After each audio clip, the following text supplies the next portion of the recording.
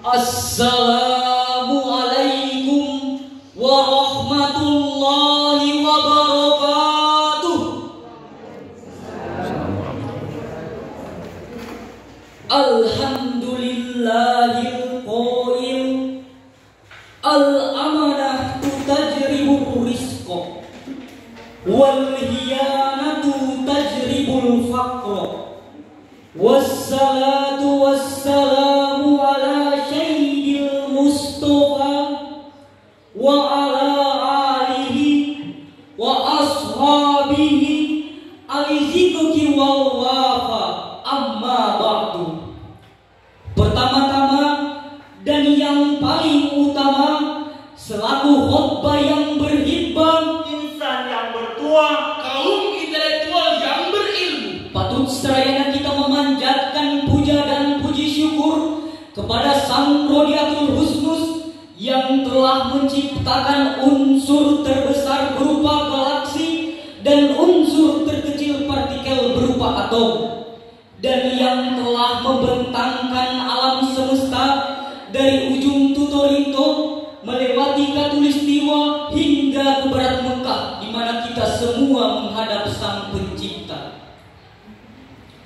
Salawat serta salam tak lupa pula kita haturkan kepada junjungan kita, Sang Revolusioner sejati dan Sang Proklamator pertama, Baginda Nabi besar Muhammad sallallahu alaihi wasallam beserta keluarganya, sahabatnya, dan kepada seluruh umatnya hingga akhir zaman, dengan menyebutkan Allahumma sholli wa sallim wa barik alaihi, Allahumma sholli wa sallim wa barik alaihi, Allahumma sholli wa sallim wa barik alaihi.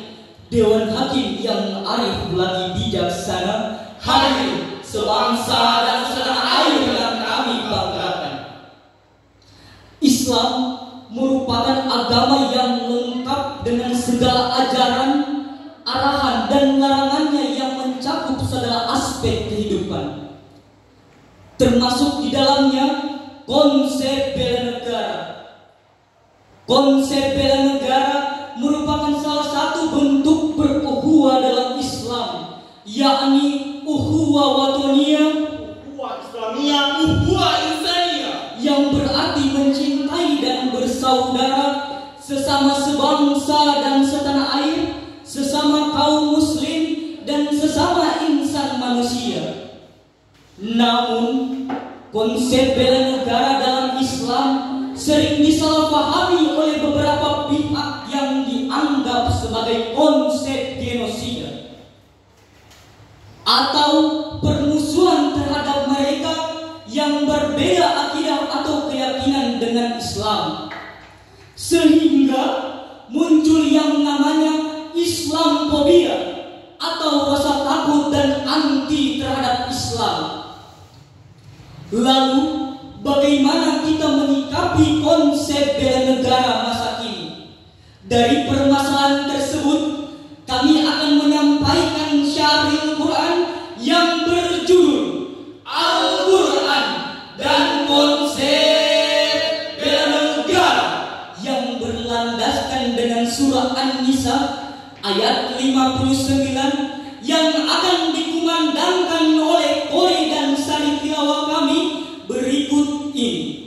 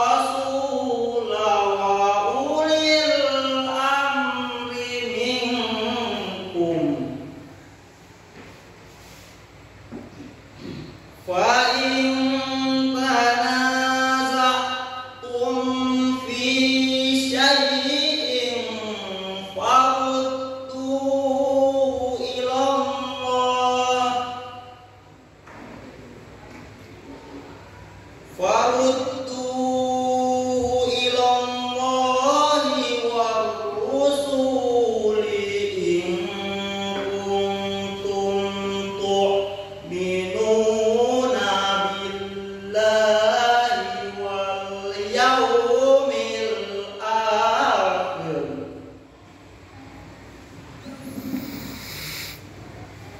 ذلك خير وأحسن تأويلا. Aku berlindung kepada Allah dari godaan setan yang terkutuk dengan menyebut nama Allah yang Maha Pengasih lagi Maha Penyayang. Wahai orang-orang yang beriman, taatilah Allah dan taatilah Rasul Muhammad dan ulil amri, pemegang kekuasaan di antara kamu. Kemudian, jika kamu berbeda pendapat tentang sesuatu, maka kembalikanlah kepada Allah Al-Quran dan Rasul Sunnahnya. Jika kamu beriman kepada Allah dan hari kemudian, yang demikian itu lebih utama bagimu dan lebih baik akibatnya. Dewan Hakim yang arif lagi bijaksana, hadirin sebangsa dan setanah air yang kami banggakan. Dalam tafsir Imam Ibnu Katsir jilid 1 halaman 664, berdasarkan ayat tersebut Allah Subhanahu wa taala berfirman, berpegang teguhlah kepada Al-Quran, Sunnah Rasul serta pemegang kekuasaan di antara kamu, selagi kalian diperintahkan untuk taat kepada Allah Subhanahu wa taala dan tidak untuk bermaksiat kepadanya. Namun, apakah yang terjadi di Indonesia sudah sesuai dengan tafsiran ayat tersebut? Baru-baru ini kita melihat dan mendengarkan aksi-aksi bela negara melalui media massa yang justru memecah belah warga negara Indonesia. Mereka hanya mementingkan kepentingan golongan mereka sendiri, menentang pemimpin negeri dengan keinginan pribadi, dan membuat kericuhan di bumi pertiwi. Na'udzubillah min dzalik. Lalu, bagaimana agar warga negara Indonesia tidak bercerai-berai? Allah Subhanahu wa taala menerangkan dalam surah Al-Imran ayat 103 yang berbunyi, wa tasbihu bihablillahi jami'an wa la tafarraqu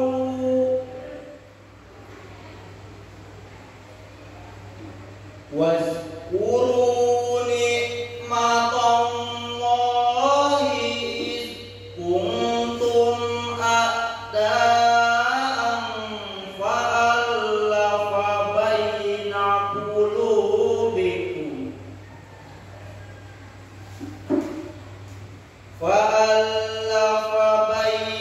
qulubikum fa'asbahtum bi ni'matihi ikhwana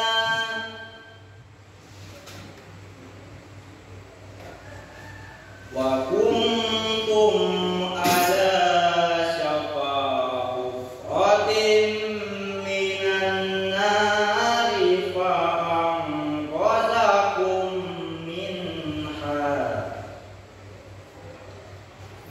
kadzalika yubayyinullahu lakum ayatihi la'allakum tahtadun.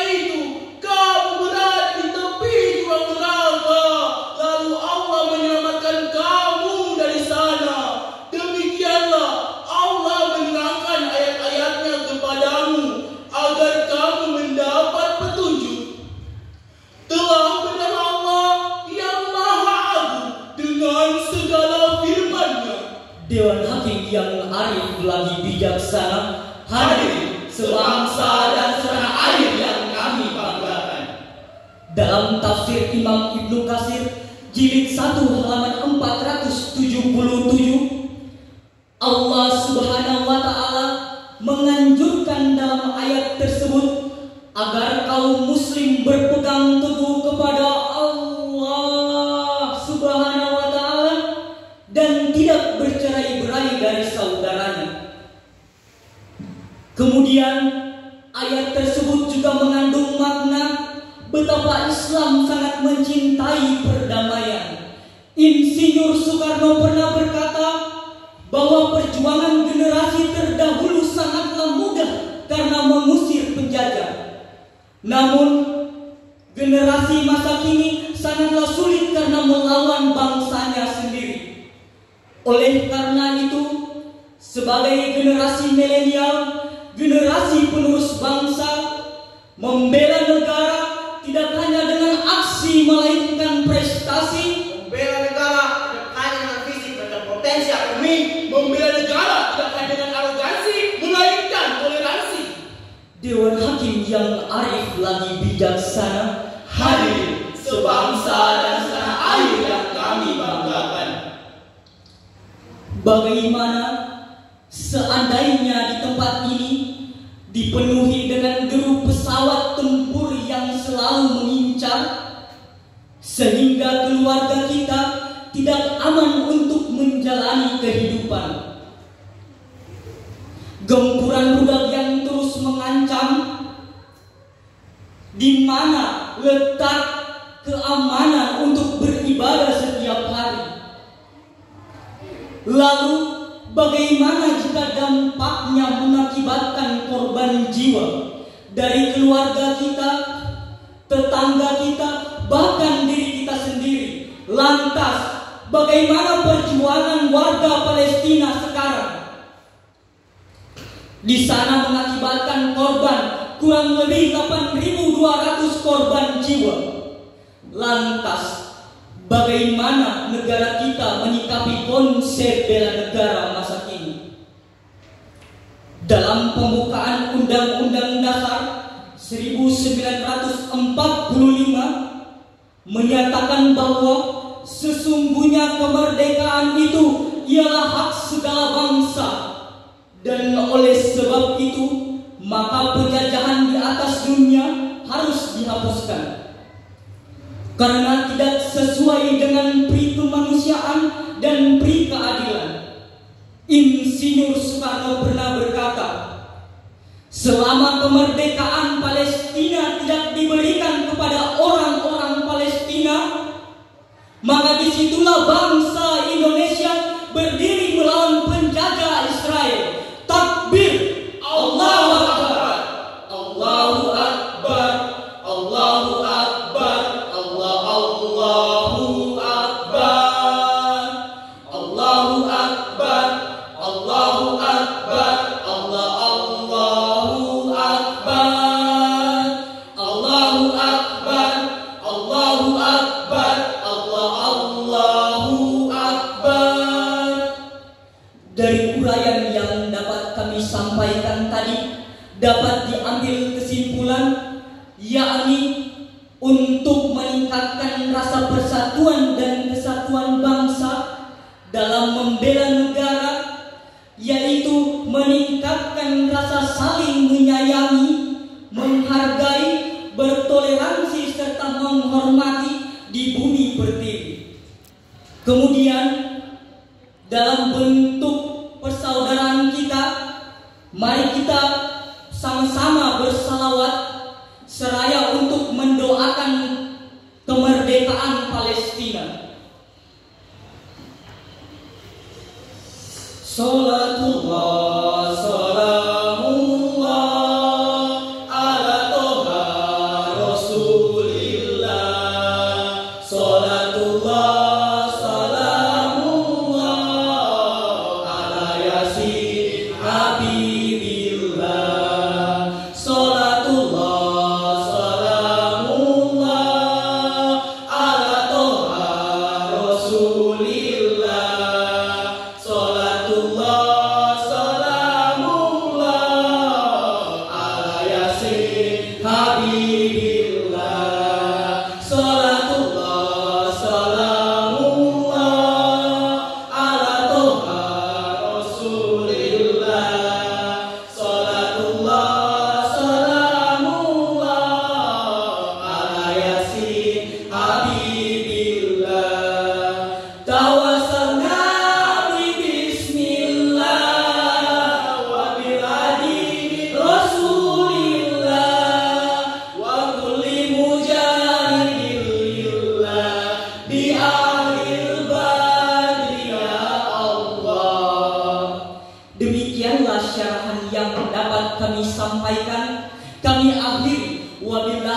taufik wal hidayah. Wassalamualaikum warahmatullahi wabarakatuh.